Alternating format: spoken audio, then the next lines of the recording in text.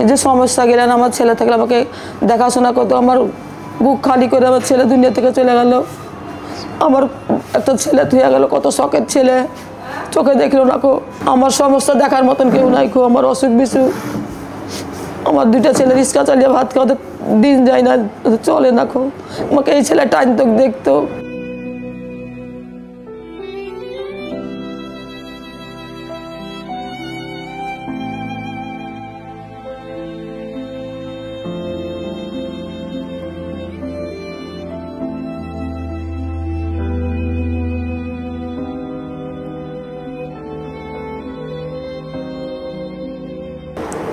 আমার লক্ষ্য হচ্ছে আমার বাচ্চাটাকে মানুষ করা।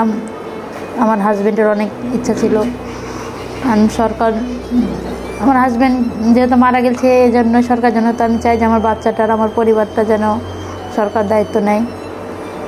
কারণ আমি তো আমার বাচ্চাটার বাবার অভাব পূরণ করতে পারবো না। আমি তো মেয়ে মানুষ, আমি তো সব কিছু দেরি করতে পারবো। যদি সরকার এটার দায়িত্ব নেয়, আমার বাচ্চাটা স্বাভাবিক যেমন আর 5টা বাচ্চা মানে মানুষ হচ্ছে, সুযোগ সুবিধা পাচ্ছে, এরকম যাতে আমারটা যাতে পাই।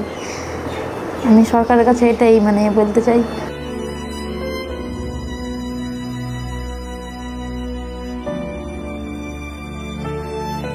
আমার ছেলে 12 বছর চাকরিতে গেছে।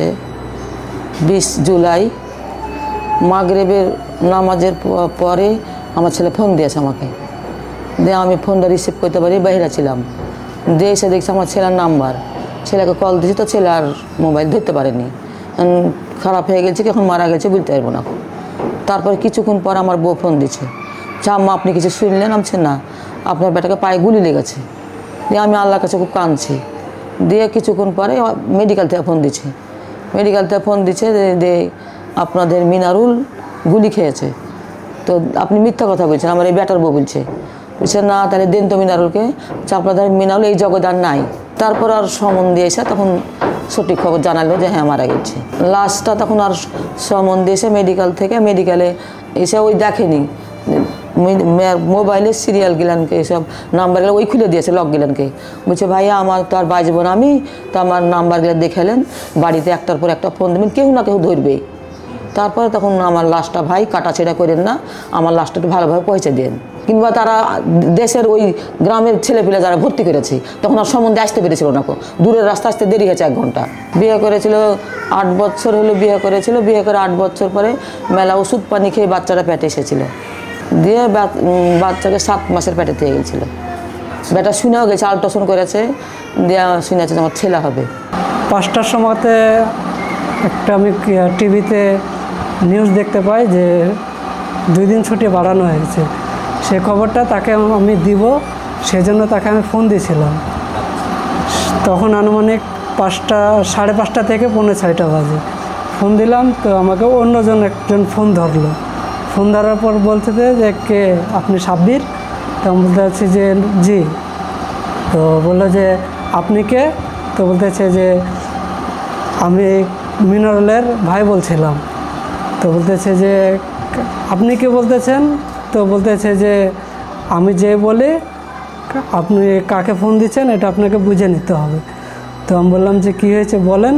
তো বলতেছে যে মিনারুলের পায়ে গুলি লাগছে, তাড়াতাড়ি চলে আসেন, এই বলে ফোনটা কেটে দিয়েছে। পরে 5 মিনিট পরে আমি আবার ফোন দিলাম। তো বলতেছে যে পায়ে অবস্থা খুব খারাপ, আপনাকে লাগবে, টাকা লাগবে, তাড়াতাড়ি চলে আসেন খানপুর মেডিকেলে। এই বলে উনি জি এই বলে উনি ফোনটা কেটে দিয়েছে আমার সঙ্গে। পরে আমি গাড়ির ব্যবস্থা করলাম, আমার সার ব্যবস্থা করে দিল। তখন আনুমানিক 9টা বাজে আমার মিরপুর 12 নম্বরে। এখান থেকে আমি রওনা দিলাম। তখন 6টা থেকে 9টা পর্যন্ত গাড়ি খুঁজছি, তখন গাড়ি পাচ্ছিলাম না। গাড়ি খুঁজতে আমার অনেক সময় লাগছে। ওই সময়তে আমার স্যার আমাকে বের হতে দিচ্ছিল না, যে তোমার দায়িত্ব কে নেবে, তুমি যে আমাদের দায়িত্বে আছো, তোমার যদি কিছু হয়ে যায় এই সময় তোমার দায়িত্ব কে নেবে বলো। সেজন্য ওনার একটু সাহস করে ছাড়ছিল না আমাকে, কিন্তু তারপরে যেতে হবে, সে আমার ভাই। আমি বললাম যে আমাকে গাড়ি ব্যবস্থা করে দেন, আমার যেভাবে হোক আমি যাবো। এর জন্য সময় লাগছিল, 6টা থেকে 9টা বাজছিল। আমি 9টার সময় রওনা দিলাম, আমার যাইতে 2 ঘন্টা লাগছে। যেতে যেতে অনেক আর্মি পুলিশ রাস্তায় জিজ্ঞাসা করে, ফ্রিজিং গাড়ি নিয়ে গেছি, রাস্তায় জিজ্ঞাসা করে এই গাড়ি কী জন্য, কোথায় যাবেন, কি হয়েছে, কথা কাটাকাটি করতে করতে সময় লাগছে অনেক। তারপর রাস্তা ঘুরে দিচ্ছে যে এই রাস্তায় যাওয়া যাবে না, ঝামেলা, এদিক দিয়ে যাও, এদিক দিয়ে যাও, রাস্তায় ঘুরে দিচ্ছে, এভাবে সময় লাগছে। যখন মানে ধরেন আমার বাচ্চা যখন পেটে আসে তখন আমাকে মানে রেস্টে থাকতে বলেছিল আর কি, তখন আমি আমার মার বাসাতেই থাকতাম, আমাকে রেখে গেছিলো মার বাসাতে আমি থাকতাম। পরে আমি মানে মাগরিবের পর আর কি নামাজ পড়েছি, কোরআন তেলাওয়াত করেছি। পরে আমার ভাই আমাকে ফোন দিয়ে, মানে আমাকে তো বলেনি, প্রথমে আমার আম্মুকে বলেছিল, পরে আর কি আমরা শুনতে পেয়েছি এভাবে। এটা আমি একটু পরে পেয়েছি আর কি, আমাকে একটু পরে জানানো হয়েছে, কারণ আমি তো অনেক অসুস্থ সে সময়। ওখানে গেলাম, ওখানে যাওয়ার পর আত্মীয় স্বজন তো এদিককার কেউ ছিল না, সব বাইরের মানুষ। ওদের কাছে ওনারা মানে দেখেছিল জিনিসটা, লাশটা। তারপর আমি গেলাম, ওখানে যাওয়ার পর বলতেছে ডাক্তার আসলো, ডাক্তারের সঙ্গে কথা বললাম, তো বলতেছে আপনি কে? তো আমি বললাম যে ওনার বোন জামাই। তো আমি বললাম যে লাশটা আমাকে দিয়ে দেন, তো লাশ দিবে না, বলতেছে যে গার্জেন ছাড়া লাশ দেওয়া যাবে না। তো কাকে লাগবে? তো বলতেছে ওনার বাপকে, ভাইকে, নাহলে মাকে, তিনজনের মধ্যে একজনকে লাগবে। পরে আমি অনেক বোঝালাম, দেখেন আমাদের বাড়ি অনেক দূর, ওনারা এখানে এসে নিয়ে যাওয়া সম্ভব না। ওই 2 ঘন্টা ধরে কথা কাটাকাটি হয়েছে, আমাকে ভয় দেখাচ্ছে, পোস্টমর্টম ছাড়া লাশ দেওয়া যাবে না।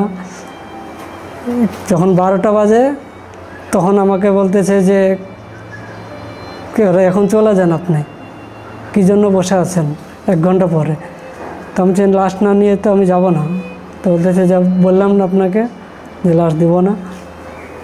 তো বলতেছে যে আমি বললাম যে কী করতে হবে আমাকে বলেন এখন। তো বলতে যে থানা যেতে হবে। তো আমি যে চলেন থানা চলেন। তো বলতেছে যে এখন রাত 12টা বাজে, এখন থানা গেলে থানা খোলা পাওয়া যাবে নাকি? তাই বলতেছে। বললাম আপনি না থানা যেতে চাইলেন, তো চলেন এখন। তো বলছে যে না, 9টা পর্যন্ত এখানে বসে থাকেন। পরে আমার স্যারের সঙ্গে কথা বলালাম, ওনারা কথা বললো। তারপর টাকার লোভ দেখালাম যে দেখেন টাকা পয়সা নেন, নিয়ে ছাড়া দেন। টাকা নিল, দিয়ে আমাকে বলতেছে যে আপনি বসেন, আমি থানা থেকে কাগজ নিয়ে আসি। তারপর আমি বললাম যে আপনি না বললেন যে এখন রাত 12টা বাজে, থানা বন্ধ, তো কিভাবে এখন আপনি থানা যেতে যাচ্ছেন? চলেন আমি সাথে যাব। তো বলছে আপনি বেশি কথা বলেন, আপনি এখানে বসে থাকেন, আমি থানার কাগজ নিয়ে আসছি। পরে 15 মিনিট পর কোথা থেকে একটা কিসের কাগজ নিয়ে আসলো, ওদের মেডিকেলের ওটা। পরে ওটা নিয়ে এসে তখন বলতেছে যে চলে যান এখন। তখন রাত বাজে 1টা বাজতে 10 মিনিট বাকি। এই সময় একটা কাগজ দিল ছোট্ট, পরে লাশ গাড়িতে উঠে দিল, আমরা নিয়ে চলে আসলাম।